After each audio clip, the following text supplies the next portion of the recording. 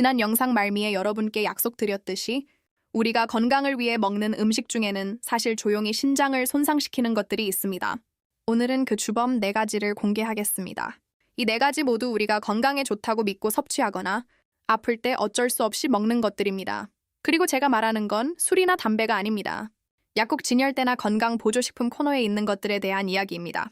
신장 건강을 지키는 것은 정말 중요하니 이 영상을 끝까지 시청하시고 소중한 사람들과 공유해 주세요. 진통제를 과다 복용하면 신장에 좋지 않다는 말을 들어보셨을 겁니다. 그런데 왜 하필 신장일까요? 약물의 유효 성분이 체내에서 작용을 마치면 대부분 신장을 통해 배출됩니다. 신장은 우리 몸의 최종 배출 기관과 같은 역할을 하므로 체내에 들어가는 약물의 양이 많을수록 신장이 이를 처리해야 하는 부담이 커지게 됩니다. 또 하나의 중요한 사실은 심장이 내보낸 혈액의 약 4분의 1을 받는다는 것입니다. 이는 엄청난 비율이며 따라서 신장은 혈류에 매우 민감합니다. 신장으로 가는 혈류량이 조금만 감소해도 역과 기능에 즉각적인 영향을 미칠 수 있으며 이것이 제가 앞으로 설명할 모든 내용의 핵심입니다.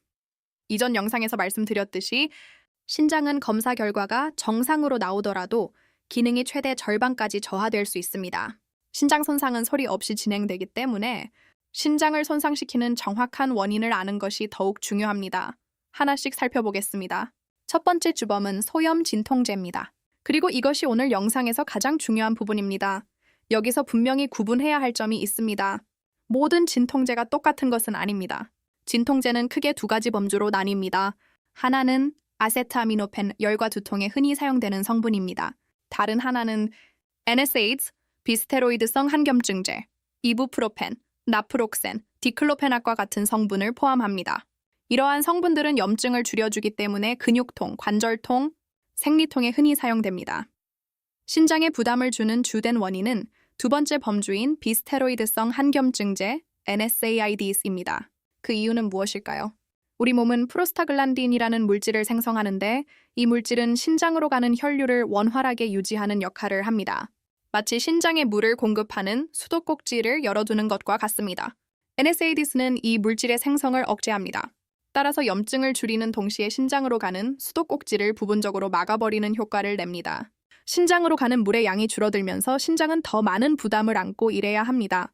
스탠포드 대학교 연구팀은 약 76만 명의 군인 데이터를 분석한 결과 고용량 항염증 진통제를 사용한 그룹에서 다음과 같은 사실을 발견했습니다.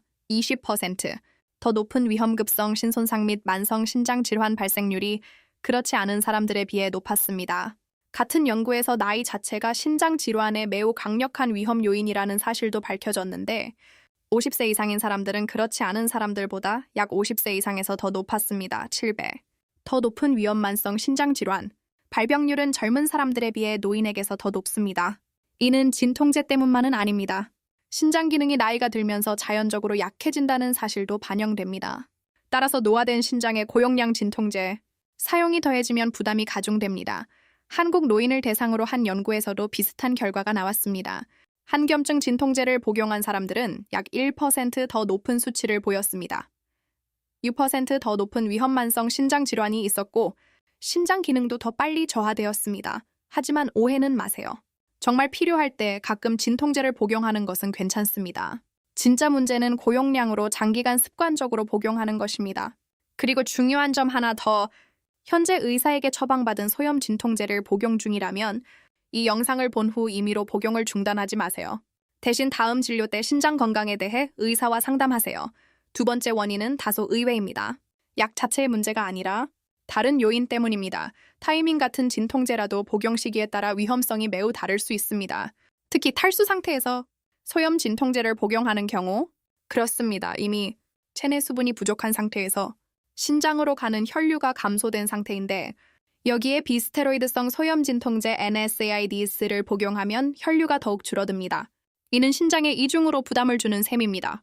대표적인 위험 상황으로는 여름철 땀을 많이 흘린 날, 등산이나 격렬한 운동 후, 또는 음주 다음 날, 아침 등이 있습니다. 사람들은 바로 이런 상황에서 두통이나 몸살 때문에 소염 진통제를 찾기 시작합니다. 더욱 위험한 조합도 주의해야 합니다. 어떤 사람들은 특정 혈압약, 특히 ACE 억제제나 ARB 안지오텐신 관련 약물을 복용하거나 이뇨제를 복용하는데 여기에 NSAID 계열 진통제까지 추가하면 세 가지 물질이 동시에 신장에 부담을 줄 수 있습니다. 이를 3중 부담 조합이라고 합니다. 그렇다면 어떻게 해야 할까요? 간단합니다. 진통제를 복용해야 하는 날에는 평소보다 물을 한두 컵 더 마시세요. 땀을 많이 흘렸거나 술을 마신 다음 날 아침에는 다른 방법을 먼저 고려해 보세요. 하지만 비스테로이드성 소염 진통제 NSAIDs가 필요하다면 복용 전에 충분히 수분을 섭취하는 것이 중요합니다. 세 번째 원인은 바로 보충제입니다. 이 사실이 실망스러우실 수도 있겠지만 꼭 언급해야 할 부분입니다. 보충제 역시 결국 신장을 통해 대사되어야 하기 때문입니다. 흔히 발생하는 문제 중 하나는 칼슘, 마그네슘, 칼륨, 아연, 셀레늄, 철분과 같은 미네랄을 과다 섭취하는 것입니다. 이러한 미네랄은 필수 영양소이지만 과다 섭취는 신장에 부담을 줍니다. 여러 보충제를 함께 복용하는 경우 자신도 모르게 미네랄 섭취량이 중복되어 누적될 수 있으므로 복용 중인 보충제의 총량을 다시 한번 확인하는 것이 좋습니다. 단백질 보충제에 대해서도 언급할 필요가 있지만 분명히 말씀드리자면 신장이 건강한 사람이라면 적당량의 단백질 섭취는 전혀 문제가 없습니다. 사실 나이가 들수록 근육량을 유지하기 위해서는 적절한 단백질 섭취가 필수적입니다. 진짜 문제는 신장 기능이 저하된 사실을 모르고 장기간 고용량의 단백질 보충제를 섭취하는 사람들입니다. 바로 이런 이유 때문에 복용 순서가 중요합니다. 이전 영상에서 먼저 EGFR을 확인하라고 말씀드렸는데 그 이유가 바로 이것입니다. 신장 상태를 먼저 파악한 후 복용량을 결정하세요. 한 가지 더 언급할 만한 사항은 비타민C 고용량 섭취입니다. 비타민C는 신장에 직접적으로 해롭지는 않습니다. 오히려 혈관 보호에 도움이 되지만 한 가지 특정한 위험이 있습니다. 바로 신장 결석 발생 가능성을 높이는 것입니다. 제 영상을 꾸준히 시청하시는 분들은 이미 이 주제에 대한 제 영상을 보셨을 겁니다. 비타민C를 고용량으로 섭취할 때는 결석 형성을 예방하기 위해 물을 충분히 마셔야 하며 비타민C와 함께 구연산을 복용하는 것도 도움이 됩니다. 이 내용은 별도의 영상에서 자세히 다뤘으니 아직 못 보신 분들을 위해 링크를 남겨드리겠습니다. 네 번째이자 마지막 원인은 우리가 기본적으로 섭취하는 방식, 즉 나트륨, 다시 말해 너무 짜게 먹는 습관에 있습니다. 극도로 저염식 식단이 무조건 가장 건강한 선택이라고 주장하는 것은 아닙니다. 하지만 과도한 나트륨 섭취는 신장에 분명히 부담을 줍니다. 나트륨을 과다 섭취하면 혈압이 상승하고 높아진 혈압은 신장의 섬세한 엽과 혈관을 손상시킵니다. 게다가 우리 몸은 과도한 나트륨을 배출하기 위해 신장을 더 힘들게 작동시키므로 신장은 쉴 틈이 없게 됩니다. 우리가 미처 인지하지 못하는 사이에 나트륨을 과다 섭취하게 만드는 습관이 하나 있는데 바로 수프나 스튜, 국물입니다. 앞으로 수프나 스튜를 먹을 때는 국물을 남김없이 다 마시는 습관을 들여보세요. 이 네 가지 원인 중 하나라도 해당되거나 공유하고 싶은 새로운 정보나 생각이 있다면 댓글로 남겨주세요. 지난 영상에서는 의료 검사를 통해 신장 기능을 평가하는 방법을 다뤘고 오늘은 신장을 손상시키는 네 가지 나쁜 습관에 대해 이야기해 보겠습니다. 다음 영상에서는 신장을 보호하기 위한 구체적인 방법들을 소개하고 옥수수 수염차나 호박차처럼 흔히 알려진 신장 건강 관련 속설들을 확실히 파헤쳐 보겠습니다. 이틀 후에 영상이 올라올 예정이니 구독하고 알림을 켜두시면 놓치지 않고 보실 수 있습니다. 모두 신장 건강 잘 챙기세요.